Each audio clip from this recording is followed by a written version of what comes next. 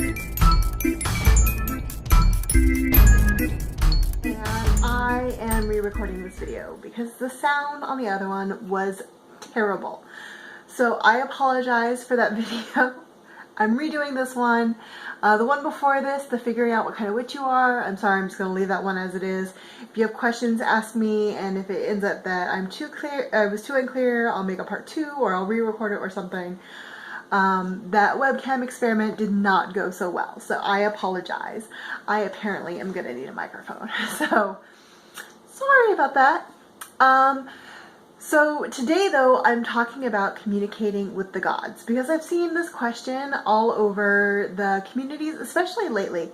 I'm not sure what's going on the last couple months, but people are very concerned about communicating with their gods, how to make sure their messages get to them, and how not to piss them off. And it's really, I'm all in favor of not pissing gods off. I mean, I'm kind of in favor of not pissing anyone off if you don't have to. Like, when you talk to people, it's generally a good idea not to make them mad at you, especially if you want them to listen. It's just a good policy all around. Yeah, so I encourage that kind of thinking. I think especially if you want your gods to be doing you favors and stuff, it's generally a good idea to, you know, cultivate a healthy relationship with them. But like, wow, people are really focused on making sure they have like the exact right breed of orange to give in their offering, and making sure they do it at the exact right hour, and that their altar is set up the exact right way, and that they say the exact right words, and all these other things. And that's really, really nice, and I'm sure that effort is appreciated, but it's not always entirely necessary. And so that's kind of what I wanted to talk about a bit. So first of all, the gods. Most of them are like really, really conscious of everything that's going around them. And all you have to do to really get their attention is say their name. And a lot of them, if you have a relationship with them already, are already kind of peeking on you to begin with. They are not the kind of beings that can only pay attention to one thing at a time. They kind of are able to multitask in ways that humans cannot. And they're not always like all-knowing, but multi-knowing is definitely in there, like poly-knowing maybe. So for me, a lot of times when I want to communicate with my gods, I'll just like be like, hey mama, I just wanted to talk to you about this thing. This is where I'm at and this is what I'm looking for. Or hey, I really could help with this. Or hey, if you could just give me a sign about what you want me to be doing right now, that'd be really cool. Like, I am a really, really low key about it. And I don't just only talk to them when I want to ask for something. I also make sure to cultivate it as a relationship. So I'll say thank you.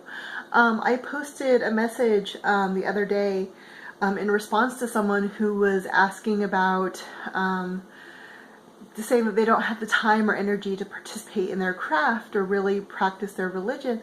I mentioned that I'll say hi to the day when I wake up, and that's part of how I practice my craft. Like, oh, I'm awake.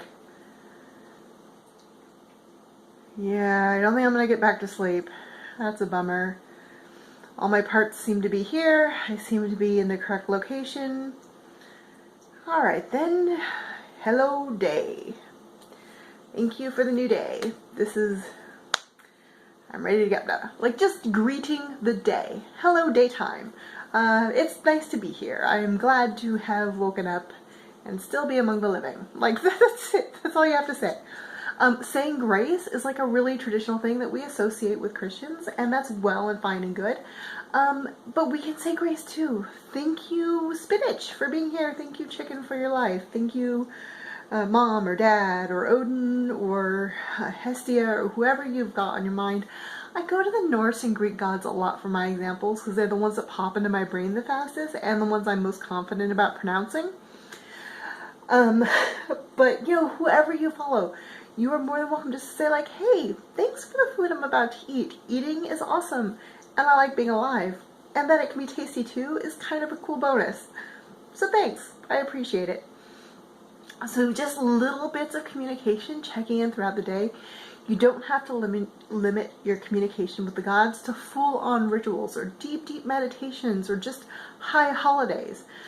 And I say high holidays because there's like a lot of really little holidays too that most people kind of don't know about or gloss over or choose not to celebrate.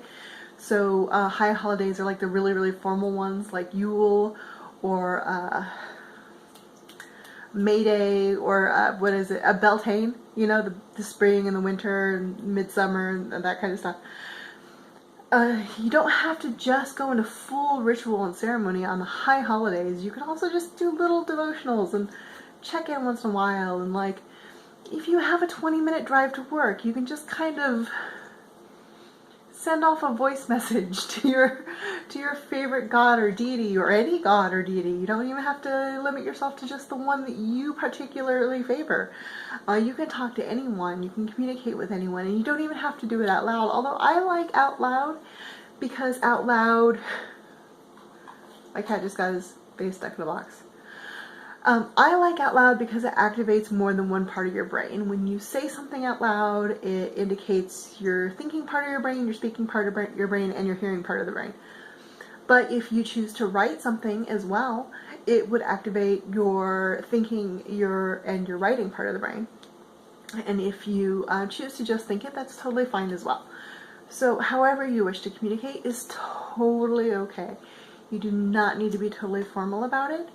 And you can say whatever you want. You don't just have to ask for things. You can also say thank you, and you can just check in and be like, hey, this is what I did today. I hope you had a good day too. I hope you're happy with how the harvest is going. I hope you're happy with our progress on such and such issue or project or you know, whatever. You just check in. Like,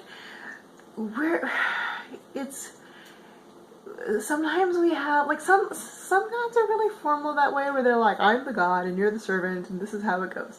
But a lot of them are really chill and they're like, dude, we're just fam, okay? Like, we're just really cool. I just want to know what's going on. Like, keep me involved. It's all right. Like, I just want to know what's up. And so it's okay to make your deity part of your everyday life and make it more of an everyday occurrence and not just like a formal thing that you do on Sundays. So I think that's all that I wanted to say. I hate re-recording videos because once I say something, it's like out of my brain and then I forget whether or not I've already said it. So if I repeated myself 8,000 times, I apologize. But yes, so that is what I have to say about communicating with the gods. Like, don't put so much pressure on it. More effort is nice and appreciated. At least this is my understanding of them. Just as it is with most humans, because remember, the gods are very similar to people. And so if you use their favorite fruit, that's an extra gift. It's bonus. But if you don't know, it's just nice to check in anyway. They don't want you to ignore them or blow them off until you can figure it out. So, advice from me coming to you about communicating with your gods. I hope this takes some of the pressure off and someone out there finds it helpful. This is Nathara at CrowSong Lodge, and I will talk to you again later.